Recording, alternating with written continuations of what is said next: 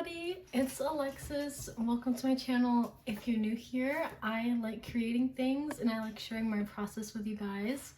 So today's video I'm really excited about because as you can see, I already did a little test run and it literally turned out so cute.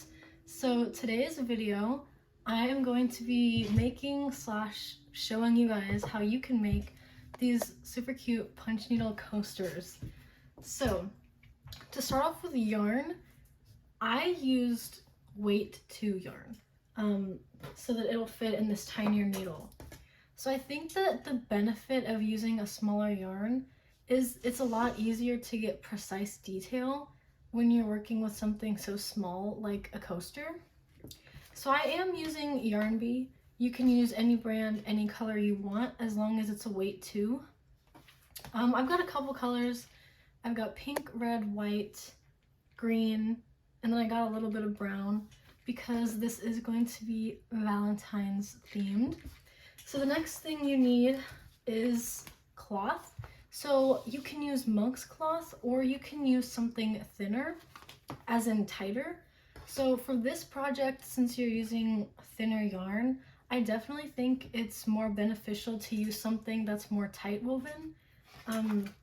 This is what I picked up. It's the brand Artiste. It says on here, needle punch cloth, 100% cotton. So I don't know if you guys can see, but it's pretty thin, like the holes aren't super big because it's woven tighter. I also watched a video of someone else who actually punch needles a lot more than me, and she recommended muslin as well, I think, if I pronounced that right and said the right thing, because again, that's also a tighter weave. And then felt for the backing. I literally just got random 25-cent felt. I do think if you want it to look nicer, I would go with something a little more, is opaque the right word? I don't know, because you can kind of see through it just a little bit, but I didn't want to use black because I felt like it could throw off the vibe if you see it from the side. So I just need something a little less see-through, but you know, for a home project, I don't care that much.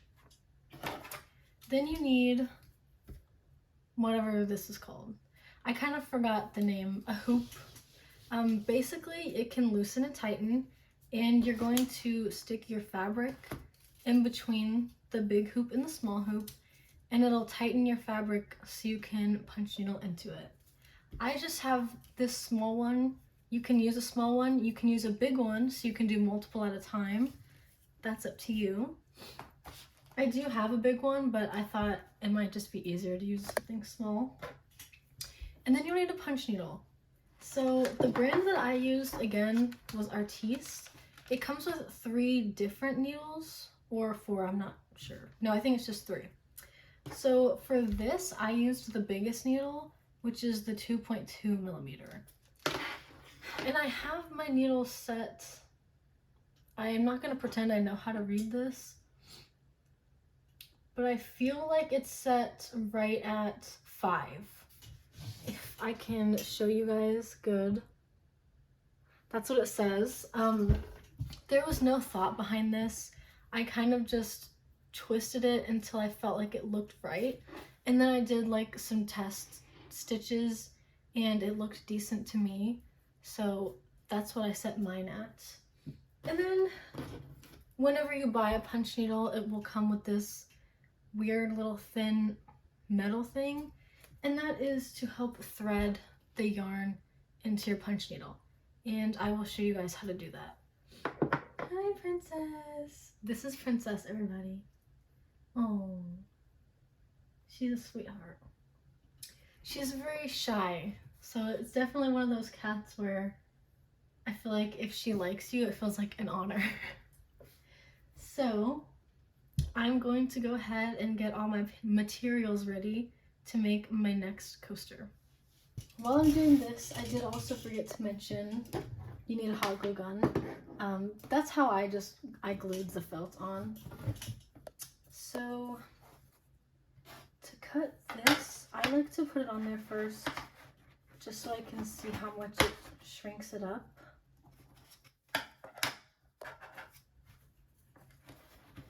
And that's probably good.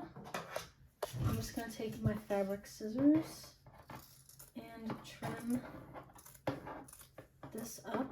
I do recommend you leave an edge because sometimes it will start to loosen on you, so you need something to be able to pull it taut again. It doesn't have to be huge, but just a little bit. Okay. Now, the next step for me is going to be drawing my design. So if you have some type of stencil you want to follow, or if you have an iron-on design that you want to punch out, that is your next step. I'm going to go get a coaster from downstairs and trace the circle. That's what I did for this one, and it turned out a good size. So I'm just going to go grab a coaster and then trace my circle and start making my design. Okay, I found a pencil. Okay, so this one I did was just a basic heart as a test run. So now I think I kind of want to do like one of those little hearts like radiating out in the different colors. So I'm just going to start with a small heart on the inside. And then I'll just start tracing it bigger and bigger.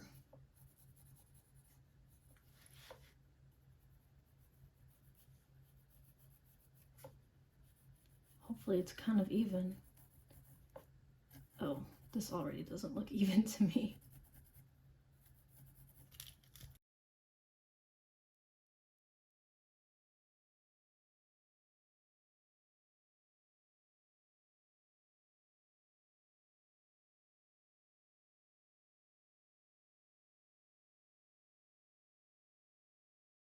So I finished up my sketch that I was working on last night. I did end up making a little bit of a reference line just so I could kind of keep my hearts a little straighter and more even. So now I think we can start punch needling. So I'm just going to take my yarn, oh lord, okay, and unravel it a little bit. And now we can take our punch needle and our weird little metal strand to thread. And in your punch needle, you'll see there's a little hole in the back. You want to put your metal thing through the hole and then down the shaft all the way down of your punch needle until you can see it come out the bottom. It's so hard to see.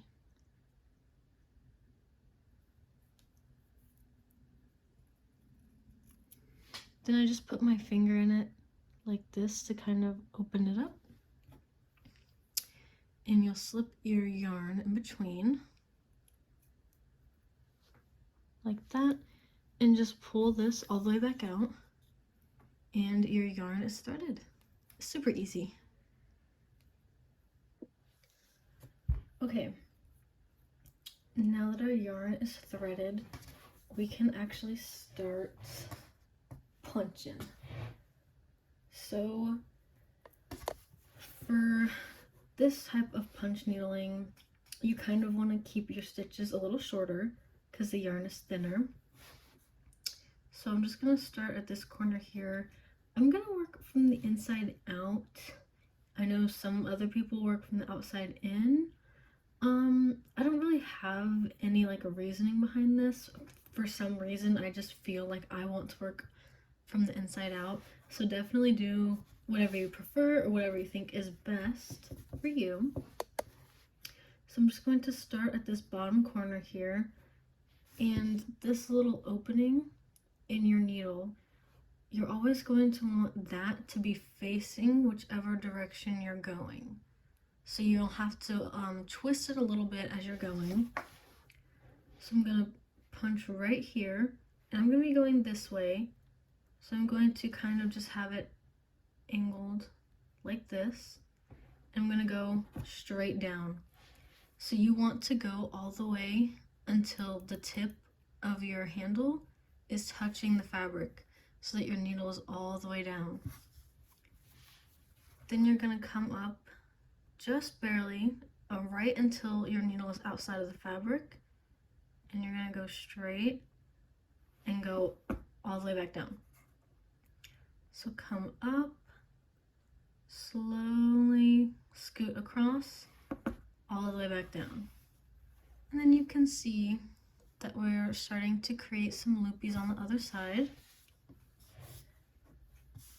So you're just going to keep doing this all the way around. And whenever you come out, you don't want to bring your needle too far out. Otherwise, that will pull your loops out from the other side. And you want to make sure that you constantly have enough yarn so that it won't get pulled out. So again, you're coming out. The open face of your needle is facing the way you're punching. And you're just going to keep doing this all the way around.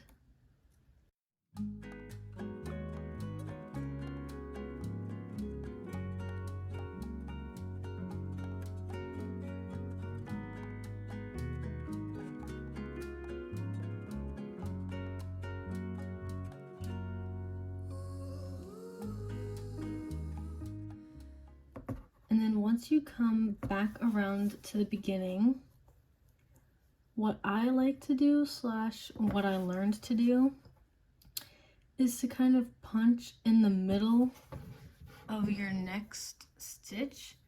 So you see how this is the beginning and this is the end. I'll punch in between here, just on the side of it. You don't need to go up underneath it or anything. So I'll bring my needle out and I'll punch in right here. Come out, punch in right here. And that's how I'll continue to do it all the way around until my heart is filled in. So I've got my first heart done. So I'm just going to turn over here and make sure you hold your yarn when you pull your needle up.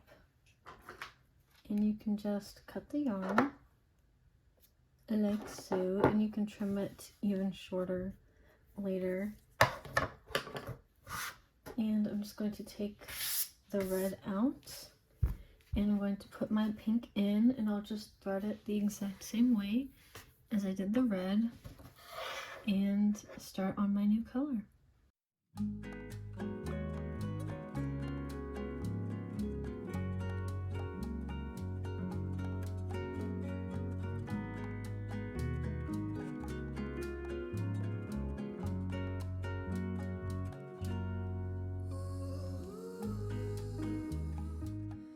Now that I'm done with my coaster, yes, the back looks a little scary, we can go ahead and loosen this and take our fabric out. Oh god. I'll figure it out, I promise. Okay. So I'm just going to take this out really slowly. And then whenever I get it out, I'm going to cut my coaster out of the fabric. So for this, you want to make sure that you leave a decent edge. So I'm kind of just going to follow this little crease that it made around so that I have something to fold over and glue down. And I'm using fabric scissors so that it's easier to cut. But you know, you can use what you have. If you don't have any fabric scissors and you don't feel like buying any. We're going to cut little lines all the way around. Just be careful to try and not sniff your yarn. But you kind of want to try to get as close as you can so you can fold it over as much as possible. And then this is where the hot glue will come in. we'll just create these snips all the way around. That way we can fold it over. So I'm just gonna keep snipping. Okay, now I have cut little slits all the way around. So we can start hot gluing down our pieces.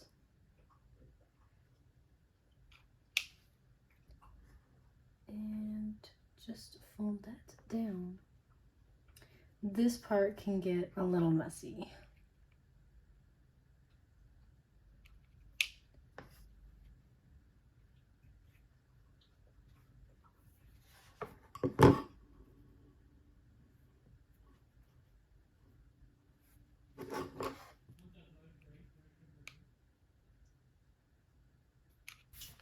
I've got the back all glued down. So now I'm going to try and trace out this coaster again so I can glue the felt backing on. Okay, hopefully that should be good.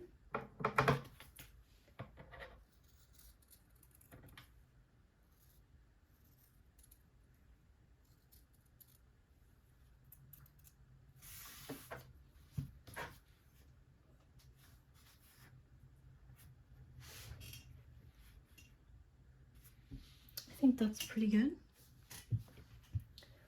So now we can just start gluing this down.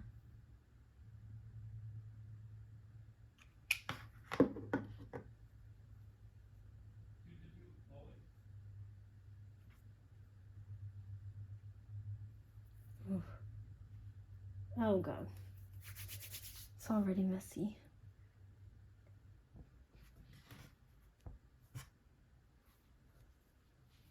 And there you have it. That is a finished coaster. And like I said, you can definitely get some better felt, a little higher quality, or even some other material that you would like. I've seen some people use like some type of rubbery type of finish that's like more waterproof. But yeah, oops, I keep going like way too high.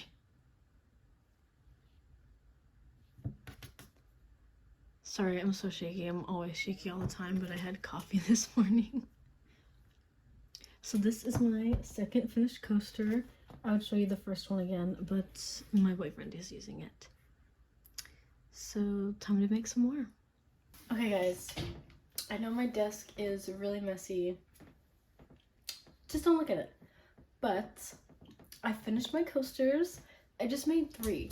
I was going to make 4, but I like what I have, and also one of my cats threw up on the rest of my fabric. So, you know, totally unrelated.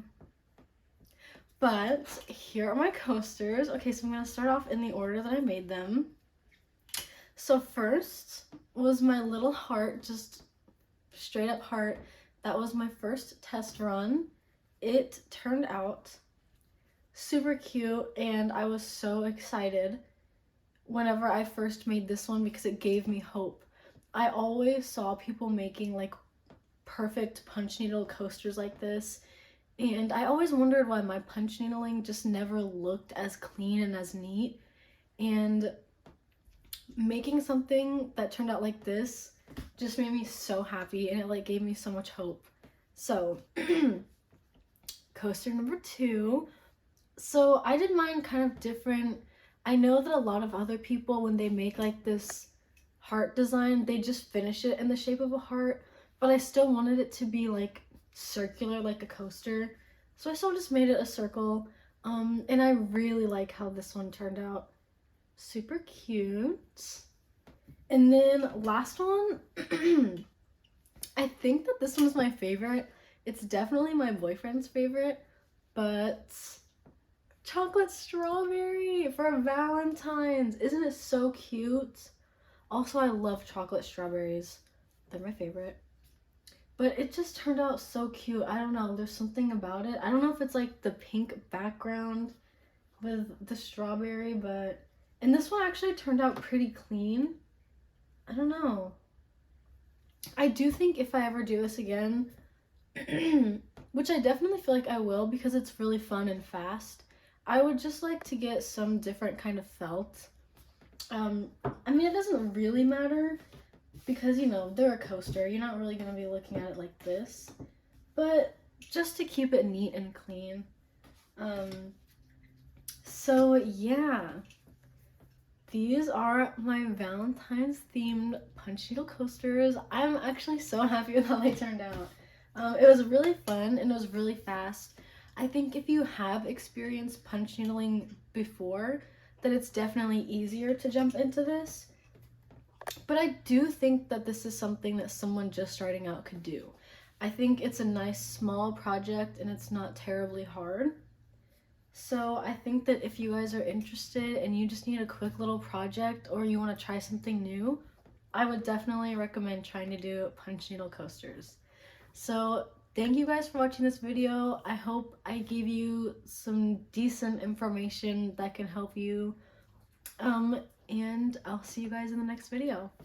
Bye!